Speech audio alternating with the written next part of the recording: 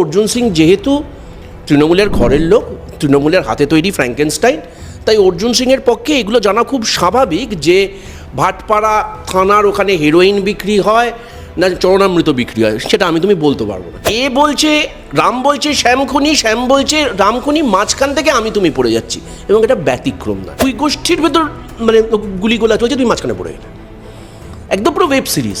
বাংলা না মির্জাপুর, আমার মাঝে মধ্যে ভয় লাগে। দিল্লির পুলিশ, দিল্লির প্রশাসন জেএনইউতে রাত্রিবেলায় পুলিশ পাঠাতে পারে, দূষণের এগেনস্টে কাজ করতে পারে না। ইতিমধ্যে উপনির্বাচন শেষ হয়েছে, সামনে 2026-এ রয়েছে বিধানসভা নির্বাচন এই রাজ্যে, এবং এই মুহূর্তে আমরা দেখতে পাচ্ছি যে শাসক দলের একাধিক নেতা কাউন্সিলরদের ওপর একের পর এক হামলা হচ্ছে, এবং ইতিমধ্যে প্রাণেও মারা গেছেন এমনও রয়েছেন। কি বলবেন এই বিষয় নিয়ে? উপনির্বাচনের দিন ভাটপাড়াতে একটা রক্তক্ষয়ী ঘটনা ঘটে গেল। ভাটপাড়াতে নির্বাচন হচ্ছিল না, এবং কোথায় হলো বলো তো? প্রকাশ্য দিবালোকে চায়ের দোকানে একজন মারা গেল। তারপর পার্থ ভৌমিক অর্জুন সিংকে দোষারোপ করলো, যেটা অর্জুন সিংয়ের প্ররোচনায় হচ্ছে। অর্জুন সিং বলছে, অর্জুন সিং যে অভিযোগটা করেছে মাথায় রাখতে হবে, ভেরি ইন্টারেস্টিং অভিযোগ। ভাটপাড়া থানার অদূরে হেরোইন বিক্রি হয়, সেই হেরোইন বিক্রির ভাগ বাটোয়ারা নিয়ে তৃণমূলের ভেতর আকচা আকছি, এটা হচ্ছে পুরো অভিযোগ। এবার প্রথম কথা হচ্ছে অর্জুন সিংয়ের পক্ষে, অর্জুন সিং যেহেতু তৃণমূলের ঘরের লোক, তৃণমূলের হাতে তৈরি ফ্র্যাঙ্কেনস্টাইন, তাই অর্জুন সিংয়ের পক্ষে এগুলো জানা খুব স্বাভাবিক যে ভাটপাড়া থানার ওখানে হেরোইন বিক্রি হয় না চরণামৃত বিক্রি হয়, সেটা তুমি বলতে পারবো না। কিন্তু সমস্যাটা হচ্ছে দুটো। এক, হেরোইনটা কিন্তু এনসিবির আন্ডারে পড়ে, নার্কোটিক্স কন্ট্রোল ব্যুরো। হেরোইন কিন্তু সিগারেট নয়, হেরোইন কিন্তু মদ নয়, যেটা তোমার over the trade counter OTC sale হতে পারে, ওভার দ্য কাউন্টার বিক্রি হয় না। যেমন এফএল শপে মদ বিক্রি হয়, পাড়ার পানের দোকানে সিগারেট বিক্রি হয়, হেরোইন কিন্তু বিক্রি হয় না, হেরোইন কিন্তু বেআইনি। সেই হেরোইন বিক্রি হচ্ছে, এটা শাসক দলের, কেন্দ্রের শাসক দলের একজন অত্যন্ত ইম্পর্টেন্ট নেতার কাছে খবর আছে, তারপরে গ্রেফতার হচ্ছে না। এটা কি মগের মুলুক চলছে? তার পাশাপাশি পার্থ ভৌমিকের কাছে খবর আছে অর্জুন সিংয়ের প্ররোচনাতে নাকি এই খুনটা হয়েছে, অর্জুন সিংও গ্রেফতার হচ্ছে না। আমার এখানে যেমন খুশি সাজো, এ বলছে রাম বলছে শ্যামখনি, শ্যাম বলছে রামখনি, মাঝখান থেকে তুমি পড়ে যাচ্ছি, এবং এটা ব্যতিক্রম নয়। গত 2 বছর আগে মনে আছে যে জালদাতে তপন কান্দু মারা গেল, কংগ্রেসি কাউন্সিলর। সমসাময়িক সময় উত্তর 24 পরগনায় ব্যারাকপুর চত্বরে অনুপম বাবু বলে একজন তৃণমূলের কাউন্সিলর মারা গেছিল। সেই যেভাবে আমরা সিসিটিভির ফুটেজ দেখেছিলাম, অটো থেকে নামছে, নেমে ঠান্ডা মাথায় গুলি করে হেঁটে বেরিয়ে চলে যাচ্ছে। ব্যতিক্রম নয়। কলকাতার কসবাতে সুশান্ত ঘোষের ওপর হামলা চলছে। এটা কেন হচ্ছে? ধরো তোমার সঙ্গে আমার শত্রুতা আছে, আমার সঙ্গে রামের শত্রুতা আছে, আমি রেগে গিয়ে বাঁশ তুলে মারলাম, এটা এক জিনিস। বন্দুক আর বাঁশ তো এক নয়। তার আমার এখানে বন্দুকটা কি এতটাই সহজলভ্য হয়ে গেছে? দেখলাম 2,500 টাকার সুপারি দেওয়া হয়েছে। বিহার থেকে আসুক কি বার্মিংহাম থেকে আসুক, আই অ্যাম লিস্ট ইন্টারেস্টেড। আমার এখতিয়ারের ভেতর এটা হচ্ছে, এবং এটা ব্যতিক্রম নয়। জাস্ট কিছুদিন আগে তোমার মনে আছে, ল্যাংচা খেতে গিয়ে শক্তিগড়ে কোনো এক বিজেপির নেতা বা মাফিয়া যেই হোক না কেন, সেই খুন হয়েছিল। তারপর অর্জুন সিং তখনও তৃণমূলে ছিলেন, অর্জুন সিং বলছে না, ওকে আমি দীর্ঘদিন ধরে জানি। আমরা যখন শান্তিনিকেতনে যাই বা আমরা যখন দিল্লি রোড দিয়ে যাই, আমরা কিন্তু শক্তিগড়ে দাঁড়িয়ে ল্যাংচা খাই। বন্দুকের গুলিতে কিন্তু কারোর নাম লেখা থাকে না, তুমি মাঝখানে পড়ে যেতে পারো। কিন্তু তার আমার রাজ্য কি মুক্তাঞ্চল? আমার রাজ্যে কি আইন শৃঙ্খলাটা এমন জায়গায় যে যখন তখন যে কেউ বন্দুক বার করতে পারে? এবং ঠিক এখানে আমি একটু দাঁড় করাবো, কারণ এই বিষয় নিয়ে ইতিমধ্যে ফিরহাদ হাকিম আমরা দেখলাম যে একদম শনিবারে রাজ্যের পুলিশ প্রশাসনকে এ নিয়ে তিনি হুমকি দিয়েছেন, বা বলতে পারে ধমকানো, যে কিভাবে পুলিশ প্রশাসন থাকা সত্ত্বেও বিহার থেকে এই রাজ্যে এসে তারা মারার চেষ্টা করছে।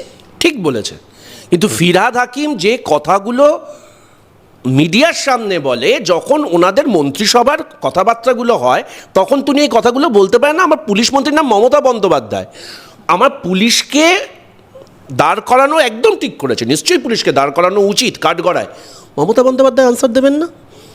এই আনসারটা দেবেন না যে কি মধুভাণ্ড আছে যার জন্যে কাউন্সিলররা এত টার্গেটের সামনে পড়ছে। মালদাতে, মুর্শিদাবাদে ইভিন আমরা এটা দেখেছি যে হঠাৎ করে তোমার সঙ্গে আমার খুচরো নিয়ে বিবাদ, হঠাৎ করে বন্দুক বার করে নিচ্ছে। আরে এটা আমরা কোন জায়গায় আছি? মানে তালিবান শাসন নাকি? এই যে পুরো ঘটনাটা ঘটছে, এই ঘটনাটা চোখে আঙুল দিয়ে দেখিয়ে দিচ্ছে যে বাংলায় অনেক কিছু ছিল না, অনেক কিছু ছিল না। বাংলায় শিল্প ছিল না, বাংলায় বড় বড় কলকারখানা ছিল না, বাংলায় প্রচুর বড় লোক ছিল না, কিন্তু বাংলায় মোটের ওপর আইন শৃঙ্খলাটা ছিল। নির্বাচনে খুনোখুনি হতো কিন্তু সবার হাতে বন্দুক। যারা ধরা পড়েছে খুনের দায়ে অভিযুক্ত বা রিসরাতে যে ঘটনাটা ঘটেছে, সেই রিসরায় ঘটনাতে ঈশ্বরের অসীম কৃপা যে বন্দুকটা চালিয়েছিল, যে আহত হয়েছিল বা সেটা সে মারা গেছে কিনা আমি জানি না, রিসরায় যে আহত হয়েছিল, যে সে মানে বুক ফুলিয়ে বলছে আমি তৃণমূল করি, আগে বজরং দল করতাম, আমি তৃণমূল করি। এই বুক বাজানোর অধিকারটা পাচ্ছে কি করে? তার মানে এখানে একটা মগের মুলুক চলছে। কিন্তু দুর্ভাগ্য কোথায় বলো তো, আমার রাজ্যের সবথেকে বড় যে বিরোধী দল ভারতীয় জনতা পার্টি, তারা এইটা নিয়ে কেন প্রশ্ন তুলতে পারবে না বলো তো? যেই মুহূর্তে তারা এই প্রশ্নটা তুলবে, সঙ্গে সঙ্গে তৃণমূল ঘুরে দাঁড়িয়ে বলবে আমাদের প্রশ্ন তুলছো বম্বেতে বাবা সিদ্দিকির সঙ্গে কি, প্রশ্নটা তুলবে সঙ্গে সঙ্গে তৃণমূল ঘুরে দাঁড়িয়ে বলবে আমাদের প্রশ্ন তুলছো বম্বেতে বাবা সিদ্দিকির সঙ্গে কি হয়েছে? বাবা সিদ্দিকি তো তোমার শাসক দলের জোটের বিধায়ক ছিল এবং এতটাই প্রভাবশালী বিধায়ক ছিল যার ইফতারে সালমান খান আর শাহরুখ খান নাচতো। সালমান আর শাহরুখ খানের যখন মুখ দেখা দেখি বন্ধ, বাবা সিদ্দিকি তাদের ভেতর সুলা করিয়েছে। লরেন্স বিষ্ণোই গুজরাটে, যে গুজরাট হচ্ছে বিজেপির 20 বছরের স্টেট, নাকি জেল থেকে সালমান খানকে হুমকি দিচ্ছে। তাহলে আমি তুমি যারা ধরো সাধারণ মানুষ, আমার একটা 9 বছরের মেয়ে আছে, সে একটা স্কুলে পড়ে, সে পড়তে যায়, আমি অফিসে যাই, আমি একটা রাজনৈতিক, তুমি ভাবো তো আমরা কোন সমাজে দাঁড়িয়ে আছি? আমাদের রাজনীতির জায়গায় থাকবে, কেউ কংগ্রেস করবে, কেউ সিপিএম করবে, কেউ তৃণমূল করবে, কেউ বিজেপি করবে, তার জন্য বেঁচে থাকতে হবে তো। বন্দুক যদি মানে সহজলভ্য হয়ে যায় বাঁশের মতো, তাহলে বুঝতে হবে যে আমার সত্যি শিরে সংক্রান্তি হয়ে গেছে। And it applies to everybody, BJP হোক বা তৃণমূল হোক, বা আমার কোনো রাজ্যে যদি এরকম হয়ে থাকে, আমি অকপটে এই কথাটা বলবো। কারণ দিনের শেষে আপনি বাঁচলে বাপের নাম। এই ব্যাপারে তৃণমূল কংগ্রেস যাই বলুক না কেন, এবং তৃণমূল কংগ্রেসের যাই উদ্দেশ্য থাকুক না কেন, আর হবে নাই বা কেন। দেখো, তৃণমূল কংগ্রেসের ক্ষেত্রে সমস্যাটা হচ্ছে, তৃণমূল কংগ্রেসে অনুব্রত মণ্ডল বলে একজন নেতা আছেন বা ছিলেন, what ever I can say, কারণ এখন উনি শারীরিকভাবে আছেন কিন্তু সেই অরা দেখতে পাচ্ছি না। উনি পুলিশকে বোম মারতে বলেছিলেন। মদন মিত্র তাজা নেতা বলেছিল আরাবুলকে। আরে নেতা মানে তাজা বোম হয়, তাজা নেতা বলছিল আরাবুল। আরাবুল একজন শিক্ষিকাকে জগ ছুঁড়ে মেরেছিল। আমার এখানে মগের মুলুক হয়েছে, ওই কারণে আমি বললাম বাংলায় অনেক কিছু ছিল না, কিন্তু বাংলায় মোটের ওপর শান্তিটা ছিল। এই সরকার সেটা নিয়ে নিয়েছে। রাস্তায় তুমি যদি বেরো, তুমি জানো না যে তুমি মানে অক্ষতভাবে বাড়ি ফিরতে পারবে কিনা। তার কারণ হয়তো দুই গোষ্ঠীর ভেতর মানে গুলিগোলা চলছে, তুমি মাঝখানে পড়ে গেলে। একদম পুরো ওয়েব সিরিজ, মানে বাংলা না মির্জাপুর আমার মাঝে মধ্যে ভয় লাগে। ফ্যাক্ট হচ্ছে এটা। যাই হোক, কী করা যাবে।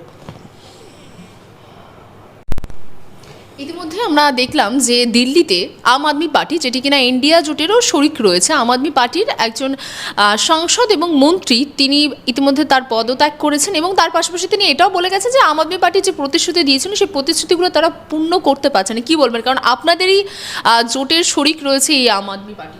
আচ্ছা, একটু ক্ল্যারিফাই করে দিই। সেটা হচ্ছে যে আম আদমি পার্টি ইন্ডিয়া জোটের অঙ্গ, কিন্তু দিল্লিতে যে আম আদমি পার্টির সরকার চলছে সেই সরকারে কংগ্রেস নেই। ঠিক যেরকম ইন্ডিয়া জোটের মানে সঙ্গী হচ্ছে সিপিআইএম, কিন্তু কেরালাতে যে সিপিআইএম সরকার চলছে, কংগ্রেস তার প্রধান বিরোধী দল। ঠিক সেরকম মানে দিল্লিতে যে সরকার চলছে সেই সরকারের বিরোধী দলের নাম জাতীয় কংগ্রেস। এটা একটু ক্ল্যারিফাই করে নাও। ঠিক যেরকম পাঞ্জাবে যে সরকার চলছে সেই সরকারের, আম আদমি পার্টির যে সরকার চলছে সেই সরকারের আমরা বিরোধী দল। এবং পাঞ্জাবে যে লোকসভা নির্বাচন হয়েছে সেখানে আমরা আলাদা আলাদা লড়েছিলাম, কংগ্রেস এবং আম আদমি পার্টি, এবং সেটা লড়ে আমরা বিজেপিকে শূন্য করে দিয়েছিলাম। এবার বিধায়ক এবং মন্ত্রীর যে বক্তব্য, দেখো দিল্লিতে বিধানসভা নির্বাচন আসন্ন, এবার সেখানে কে কোথায় গিয়ে কি করবে সেই সিদ্ধান্ত তার ব্যক্তিগত সিদ্ধান্ত, সে ব্যাপারে আমার কোনো বক্তব্য নেই। কিন্তু যদি দিল্লির দূষণটাকে নিয়ে বক্তব্য দিতে হয়, তোমার মনে আছে মানে এই দিল্লির দূষণ কি মানে এইটা প্রথমবার হচ্ছে? অড ইভেন যে সপ্তাহে কোন কোন দিন অড নাম্বারের গাড়ি চলবে, কোন কোন দিন ইভেন নাম্বারের গাড়ি চলবে, এইটা প্রয়োগ করা হয়েছিল এটা ভেবে যে দূষণ কমানো হবে। দিল্লির সাধারণ মানুষ মেনে নিয়েছিলেন।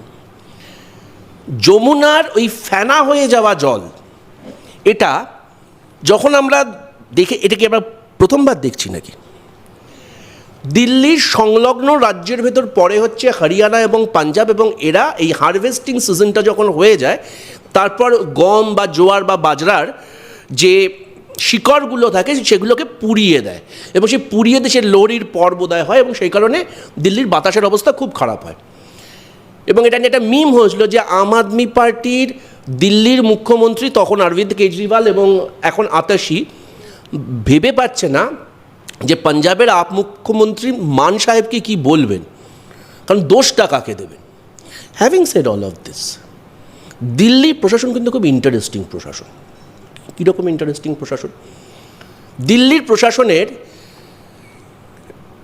স্বাস্থ্য বলো, যেটাকে পাবলিক হেলথ ইঞ্জিনিয়ারিং বলে, PHE, পাবলিক হেলথ ইঞ্জিনিয়ারিং বলো, এগুলো সেন্টার এবং স্টেটের যৌথ আওতায় পড়ে। গঙ্গা উন্নয়ন প্রকল্প কেন্দ্রীয় সরকারের একটা অসম্ভব ফ্ল্যাগশিপ, যেটা নিয়ে চেতলা এবছর দুর্গাপুজো করলো। সেটা আমরা জানি কত মানে কয়েক লক্ষ কোটি টাকা গঙ্গার জল দিয়ে বয়ে গেছে। গঙ্গার জলের উন্নতি হয়েছে, তার দায়টা কে দেবে? তার দায়টা তো কেন্দ্রীয় সরকারকে নিতে হবে। যমুনাও কিন্তু সেরকম। যমুনা কিন্তু ইছামতি নদী নয়, যমুনা হচ্ছে দিল্লির সেই নদীটা যেটা ওয়ান অফ দ্য ন্যাশনাল হেরিটেজের ভেতর পড়ে। যমুনা যদি দূষিত হয়ে থাকে, আম আদমি পার্টি ক্রেডিবিলিটি নেই, সেটা বিধানসভায় ওদের বিরুদ্ধে আমরা লড়বো, এগ্রিড। আমার জল জীবন মিশন তারা কী করছে? তাদের সেই মন্ত্রকটা দিল্লিতে, দিল্লি আমার ক্যাপিটাল, দিল্লির যেটা মানে পলিউশন ইন্ডেক্স সারা এশিয়ার ভেতর 1 নম্বরে, তাদের এটা কে নেবে? সমস্যা কী বলো তো, আমাদের ট্যাক্স পেয়ারের পয়সায় আমরা বিধানসভা, লোকসভা, এইসব আইনসভায় সদস্যদের পাঠাই যাতে তারা আমার হয়ে সিদ্ধান্ত নেয়, আমার হয়ে কাজ করে। দিল্লির পুলিশ, দিল্লির প্রশাসন জেএনইউতে রাত্রিবেলায় পুলিশ পাঠাতে পারে, দূষণের এগেনস্টে কাজ করতে পারে না। দিল্লির যে ওকলা ইন্ডাস্ট্রিয়াল এরিয়া আছে, সেই ওকলা ইন্ডাস্ট্রিয়াল এরিয়াতে কোনো দূষণবিধি মানা হয় না। কার পয়সায় কার থেকে ঘুষ নিয়ে কি করছে সেটা দেখার দায়িত্ব আমার তোমার নয়। আম আদমি পার্টিকে বললে আম আদমি পার্টি বলবে কেন্দ্রীয় সরকার, কেন্দ্রীয় সরকারকে বললে বলবে আম আদমি পার্টি। বাংলা হান্টের আরো খবর দেখতে নজর রাখুন। বাংলা খবর মানেই বাংলা হান্ট।